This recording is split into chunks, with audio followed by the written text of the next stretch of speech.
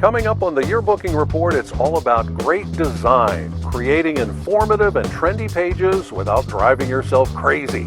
What's really popular right now? Well, stay tuned and let's find out.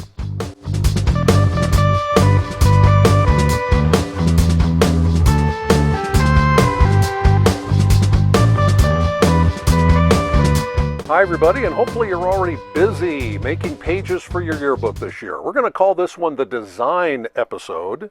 Coming up in just a bit, great advice and insights from one of the top yearbook design experts in the country. That's coming up here in just a bit. In the meantime though, let's run down some basics on making great pages. Here's rule number 1. Page design is never random. That means you just take things and throw it on the page willy-nilly, boxes and text and graphics and all that sort of thing. Good design always has a plan and a consistency, either throughout an entire section of your book or maybe throughout the entire book itself. That means that while we like variety, every spread in the book should not be completely different from every other spread in the book. Some design basics. On some spreads, most spreads, have what we call a dominant photo, which is a picture that is bigger than all the rest, to grab our readers' eyes and attention. Many yearbook rookies make the mistake. They do their own thing. They put all their picture boxes the same size because they think they're being fair. The problem is that is making our readers' job harder because they have no natural starting point grabbing their attention when they read a page or a spread. Now, if you want some variety, simple. Make your picture boxes different sizes on a spread, some small, some medium, up to the dominant photo, maybe some horizontal, maybe others a bit more vertical, but always lined up nice, neat, and clean. Remember, nothing random on your spread that looks like it's just floating around there. One place to keep the same sizes, well, of course, that's your portrait section. There, we do want everybody's head to be the same size, of course, for equality. And an eye line is like a foundation of a house. You build a house on a foundation, you build a spread on an eye line, so that elements, again, aren't just floating around. That's normally either a line or a rail of white space, usually a third from the top or a third from the bottom of the page or a spread.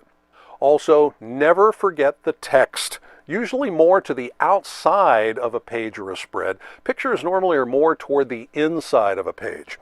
Clear an area for some body copywriting. A couple of paragraphs describing whatever the topic is on that page. Of course, always use as many photo captions as you can, describing the photos, who's in this picture and what's going on here. And always take the time to identify people in photos, because years from now we will not remember who some of those people are. And finally, always consider using ready-made templates. Our Jostens tools have thousands of templates sitting there waiting to be used, and they all pretty much follow the basic rules we just discussed here.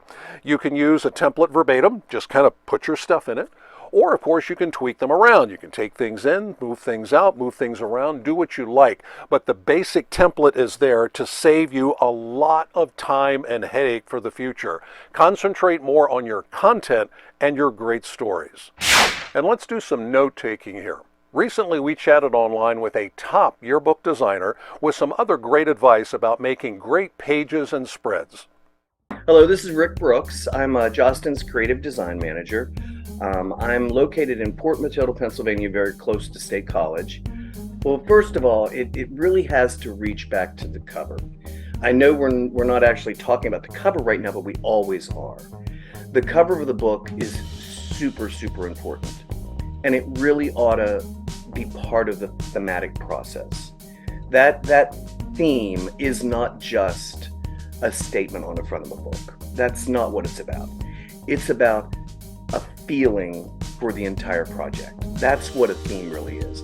So if it doesn't encompass your project, if it doesn't say what it shows, if it doesn't do that, it might be the wrong theme. Theme really doesn't even have to be a phrase. It has to be a feeling. A lot of colleges that I work with use a theme, but a lot of them don't. A lot of high schools will use a visual theme, which can be very, very effective, where they don't actually say something on the book, but you see something on the book, and it feels like that process. I actually love to have a statement that's very, very associated with the design. I think that's important, and that has to somehow that visual package, has to kind of go inside the book. Now, trends inspire everything, and a lot of our pre-designed templates actually are kind of thematic. And I always like when someone takes one of those, because they're really good basic design. They truly are, all of them. When someone takes one of those and modifies it to make it their own, I think bringing that stuff into that template can make it very, very effective. You have to be careful because you have mixed design things, and some things don't work. Floating circles really are not super effective design unless they're intentional. Stars, not really effective design, and if they're intentional, we need to talk, because they don't really fit photographs. Putting your head in a star is going to make a big point on the top of your head. So that's a design piece that's out there that's very difficult to make work. It's really got to be the theme, and that's very difficult. Lots of little things like that affect design. Remember, it's about communication. That's the key. You're communicating stuff, so without any copy or without any headline, it's really problematic. Because I see those things as photographs, think of the darks, text think of the lights, like the grays, and headlines think of the medium grays. So you have like this hierarchy of tone when you see a spread. The worst thing you can do is look at last year's book and just redo it, because you might as well not redo it. You've just replaced something from last year. You're just doing the same thing over and over again. Look at other people's stuff. Look at Pinterest. Look out there. Get inspired by different things. You can do wonderful stuff, but remember, when you get inspired as a group, because it's very difficult for 12 students to design pages and to make them fit together. You kind of got to do it as a team. There's got to be like a design leader or whatever it is. All those spreads, remember, they're a package. All that stuff kind of has to fit together, and it's very awkward to go to page 8 and 9 or whatever, and it be one design, and you turn this page and it's a complete different thing. Those kind of things are very difficult for readers to actually go through a book and see. Sometimes you just get annoyed and stop. The trend right now, which it is larger headline styles. Larger headline styles, and right now, I know this is shocking, but a lot of it's because of retro design stuff. It's serif fonts for headlines. That's what's in style right now. More of the Times families of fonts like Garamond and those type things. Using that on the cover and then using that on the inside is a link right away. But if you use that on the cover and you just decide to use some script on the inside that doesn't match at all, nothing fits together. It's really easy to pull a few graphic elements, and if they're kind of overwhelming, tint them. There's nothing wrong with shaded graphic design. There's nothing wrong with say geometrics, whatever it might be, whatever your thematic package is. There's nothing wrong with it being more subtle. It actually can be much more effective if it's more subtle. And then really a variety of photos. For a while, graphic design in Yearbook was about tiny photos, dozens, sometimes hundreds on a page. That's not really effective graphic design. Minimizing that to have one larger image, one focal point, and then a lot of smaller images is a much better route. The very best books in the country really do a good job at including lots of photos, but also including something larger or a cluster larger or a grouping larger that you can actually see. And those photos that you can see really need to be good photos. A big thank you to our friend Rick for giving us some great insights on great page designing. Rick is one of the top yearbook designers anywhere for many years. His ideas have been adopted by colleges and secondary schools across the country. But you only saw a small portion there.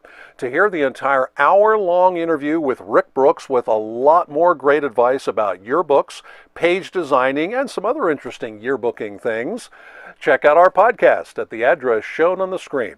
And be sure to follow our Yearbooking Report podcast so you never miss an episode.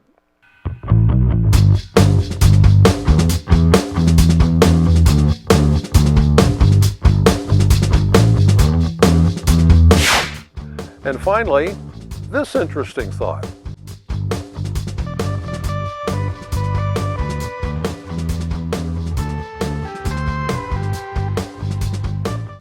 Okay, think about that one. If you say you want to do a different yearbook this year, but you find yourself already replicating what last year's group did, it's going to be the same book. But if you want to make some changes, it's not too late to do so, and now is the time to get started. Also, always remember to ask your Jostens representative for ideas and guidance. We're here to help. Thanks again for watching.